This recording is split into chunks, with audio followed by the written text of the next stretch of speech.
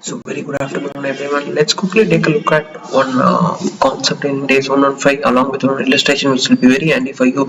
So if you see, to recognize and identify whether goods or services promised to a customer can be distinct, both the criteria, that is twin criteria, should be satisfied. That is whether goods or services are capable of being distinct, and also whether goods or services is distinct in the context of the contract. Whereas if you see in step 4, that is regarding the transfer of control, any one of the criteria is met, that is enough. But in this case, twin criteria should be met.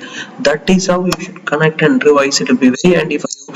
Now, to make you elaborate more, make it easy, let's quickly understand on the illustration also, because a lot of chances for this kind of questions coming in your question 5. So illustration 12, an entity enters in a contract to build a power plant for a customer. The entity will be responsible for the overall management of the project, including services to be provided like engineering, site clearance, foundation, procurement, construction of the structure, piping, wiring and installation of equipment, finishing, etc. Determine how many performance obligation does the entity have. This is the question. So if you see in this, whether the customer can benefit from the goods and services either on their own together or with the other readily available resources, it is given specifically that entity or competitors regularly sells many of these goods and services separately to other customers also.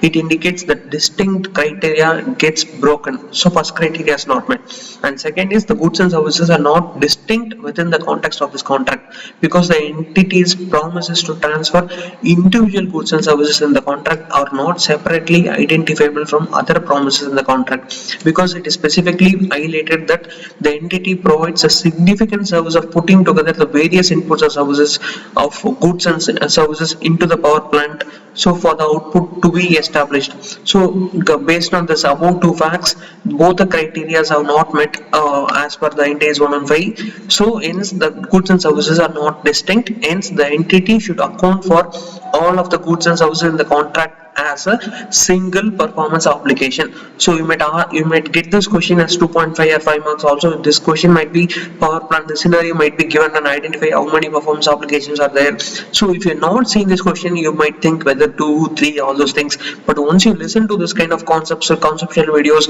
you can straight away take on performance obligation and keep moving on to the next. So make full use of it. Keep going. All the best wishes. Stay focused.